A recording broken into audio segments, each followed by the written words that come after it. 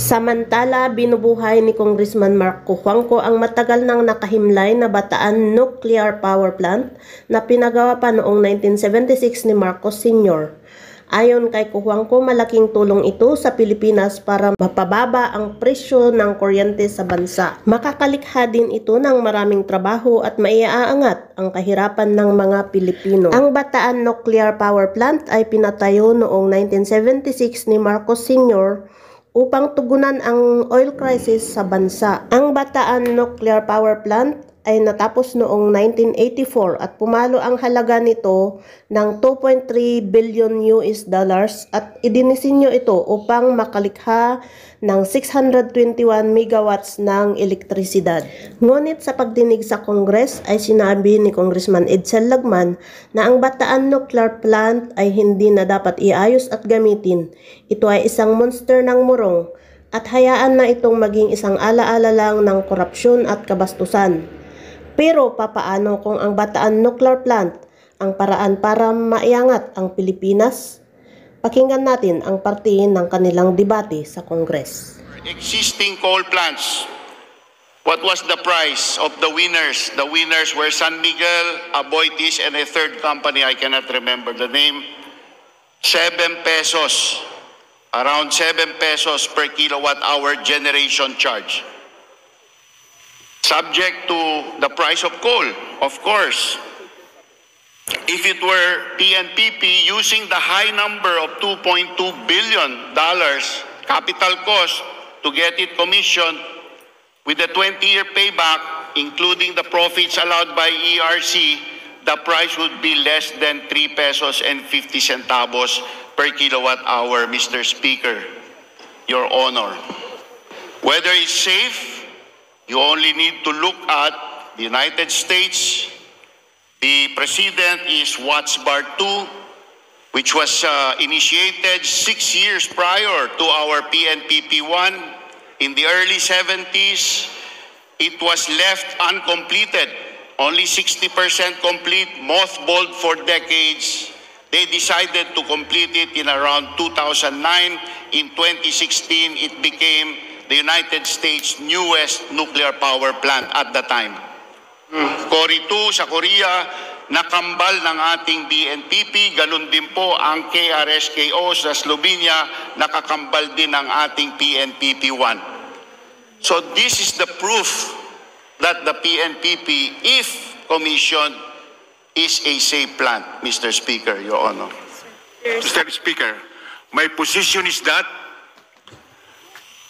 the Bataan Nuclear Power Plant, the monster of Morong, must be mothballed for eternity.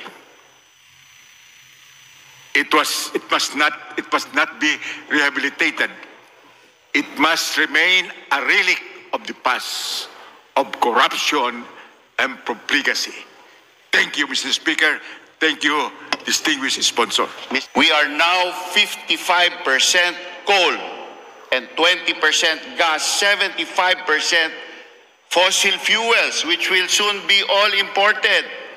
Even the Malampaya gas is almost exhausted. That will become imported LNG. That is what has kept our economy stagnant. The high price of electricity has impoverished us and paralyzed us.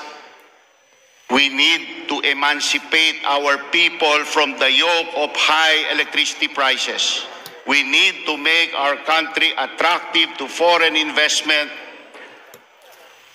by cheap electricity so that we can create the millions of jobs we need to bring our people out of poverty. Yun po ang totoo, yun po ang tama. Maraming salamat po. Majority Leader. Mr. Speaker, parliamentary status of said House bill is that we are under the period of sponsorship and debates, and I move that we recognize Honorable Marco Juangco, the chairperson of the Special Committee on Nuclear Energy, to sponsor the House measure. Yes, Mr. Speaker, I'm ready to answer questions, provided that the questions are related to the bill. Majority Leader. Mr. Speaker, I move that to recognize Representative Edsel Silagman from the 1st District of Albay for his interpellation. So move, Mr. Speaker. Can the sponsor give us a complete listing of all nuclear accidents or disasters, since nuclear energy has been a source of power or electricity? Mr. Speaker, there are 3 known incidents of consequence. There is the 3 Mile Island at Pennsylvania, where there was a meltdown. There was the Chernobyl incident in then Soviet Union of a nuclear reactor that was illegal in the West because it did not have containment, which is mandatory for Western nuclear power plants. And there was the triple meltdown at Fukushima Daiichi, which was caused by an outside design basis incident when a record 9 earthquake and subsequent 15-meter tsunami overran the plant, and all the backup power sources, power lines that fed the plant. Mr. Speaker, Your Honor. Aside from these 3, are there any other recorded nuclear? There are incidents? some, but they are not radiologically consequential, so I have not mentioned them. But, there were some that were happened near the post-World War II era, the era of the Cold War, Mr. Speaker, Your Honor. I don't think they are relevant to us today. What else may we know, Mr. Speaker? I have not prepared that, Mr. Speaker, Your Honor. Maybe the distinguished gentleman, interpellator, has a list in front of him.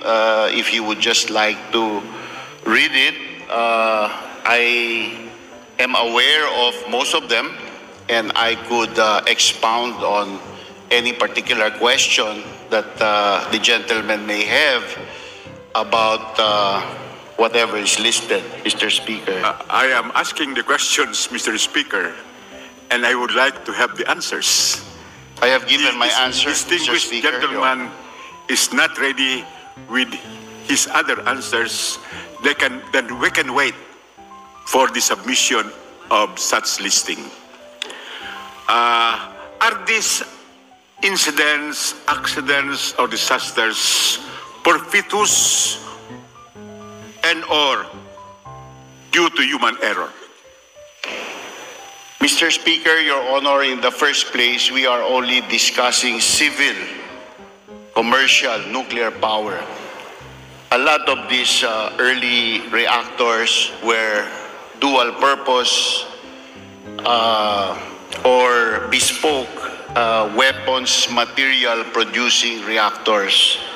And so incidents at them are not really relevant to this discussion, Mr. Speaker, Your Honor. When we talk of liability, then we should know what caused the liability.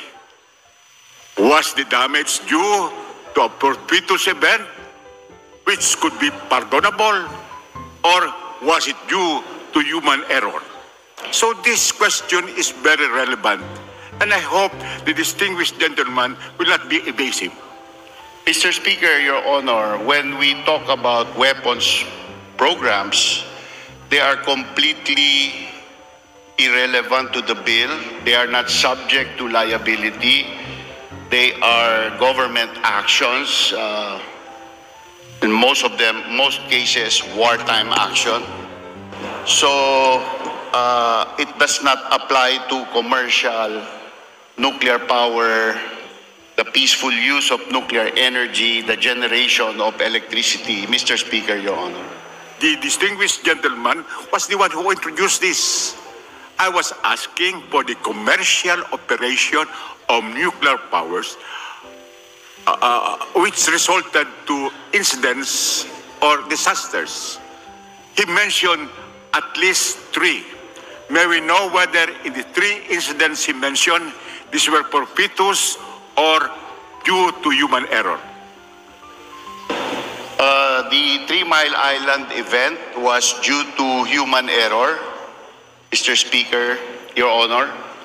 In that event, not a single person was hurt, and not a single person lost his life.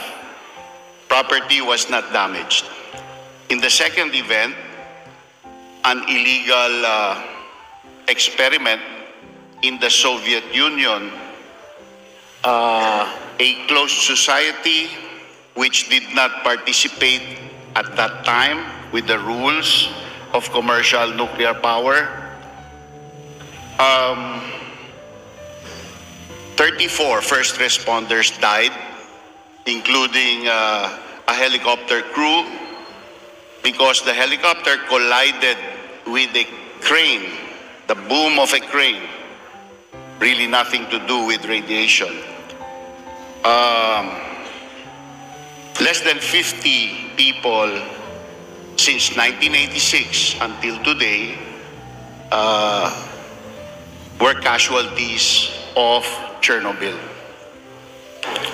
The predictions of apocalypse never materialized. And in the triple meltdown at Fukushima, it was a beyond design basis event. There were no errors, but they lost all their cooling capacity. It resulted in a triple meltdown, the worst that could possibly happen. And yet, there were 0 injuries due to radiation and 0 mortality due to radiation. And so, the event at Fukushima, although on the surface might seem like a good reason not to do nuclear, is actually a good proof of how safe nuclear power is.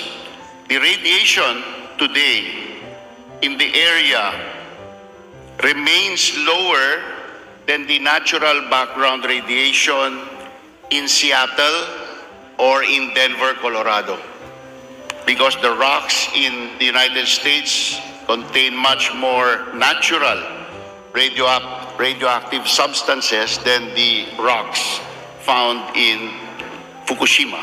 The hottest hotspots in near Daiichi, Fukushima Daiichi nuclear plant, are 8 times less radioactive than Guarapari Beach, a tourist area in Brazil, because the mountain behind Guarapari Beach is made of monazite, which contains the element thorium, which has a half-life of 14 billion years.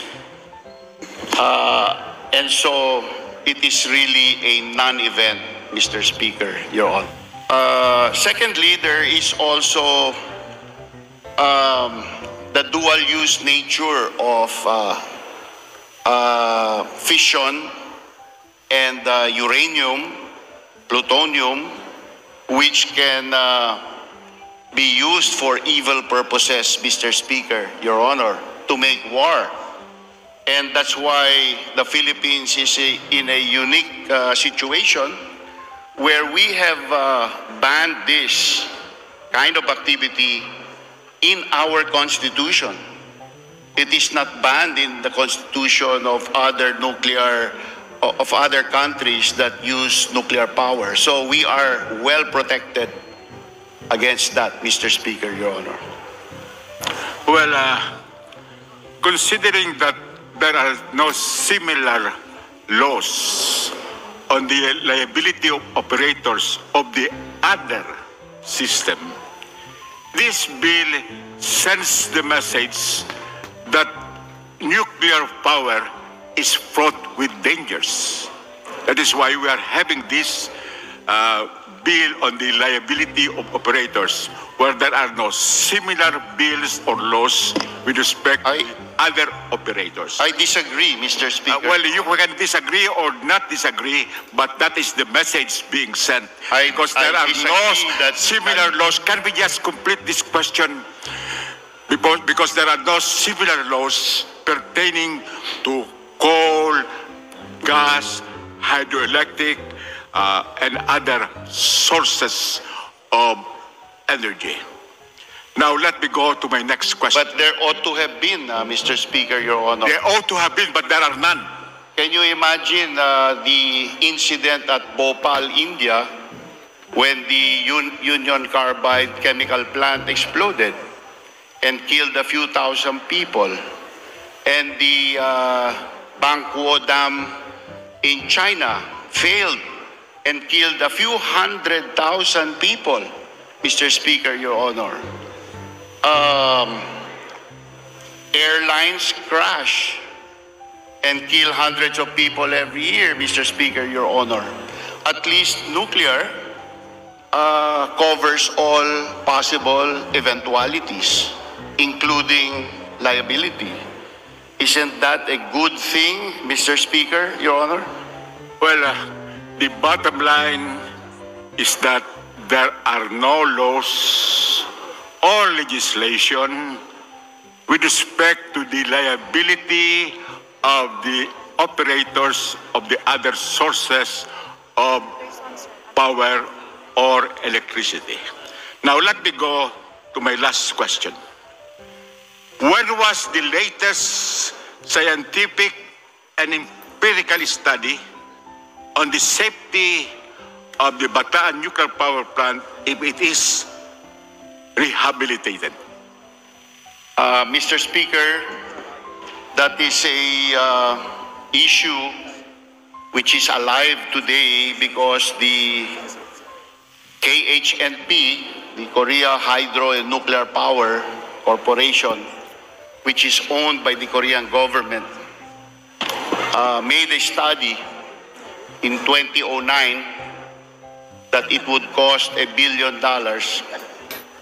They made another study in 2017 and said it would cost $1.17 billion. And now they made another study that said it would cost $2.2 billion.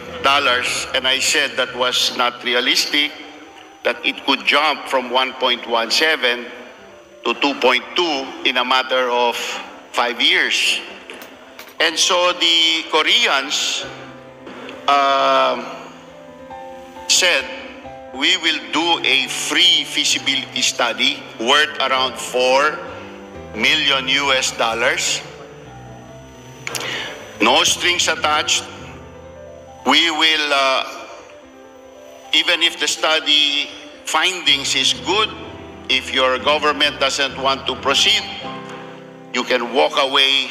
There's no liability. This agreement has been on the desk of the DOE for over 6 months. For the next 15 years, 3,000 megawatts of coal power, existing coal plants.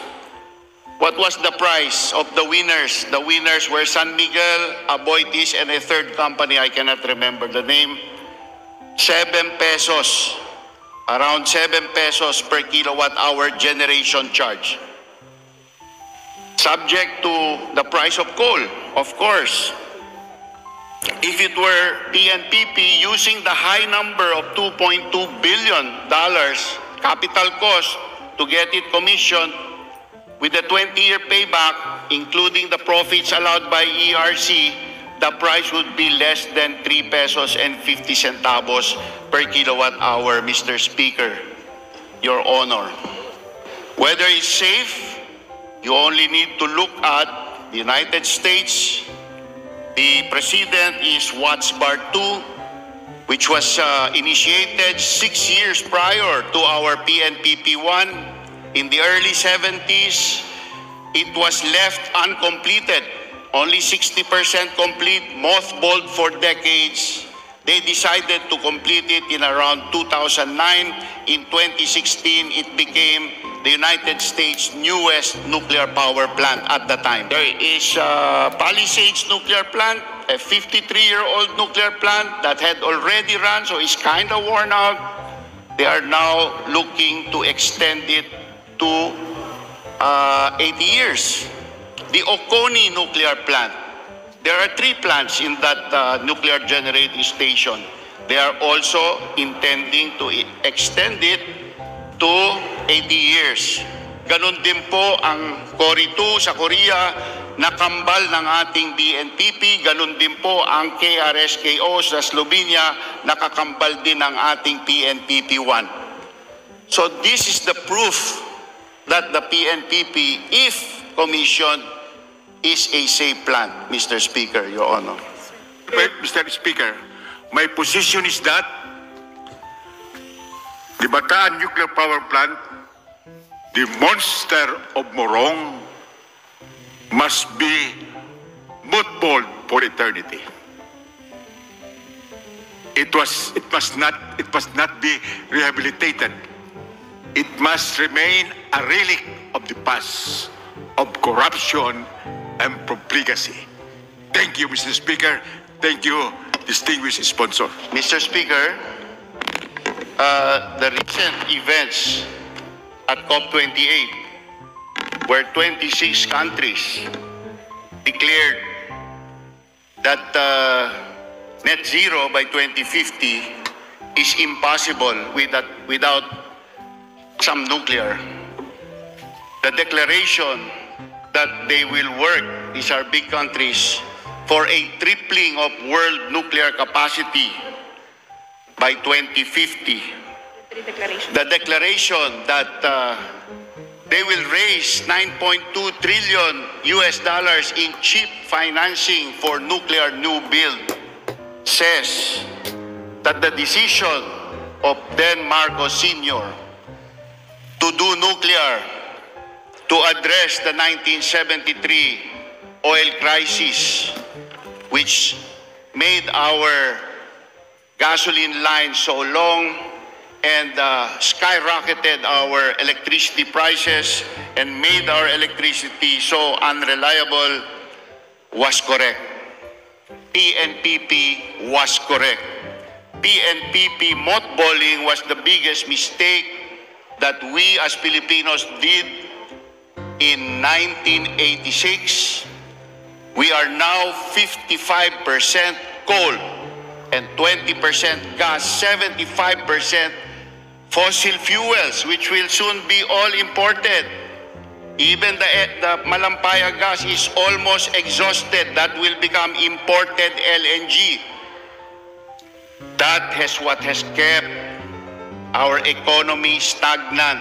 The high price of electricity has impoverished us and paralyzed us. We need to emancipate our people from the yoke of high electricity prices. We need to make our country attractive to foreign investment by cheap electricity so that we can create the millions of jobs we need to bring our people out of poverty. Yun po ang totoo, yun po ang tama. Maraming salamat po.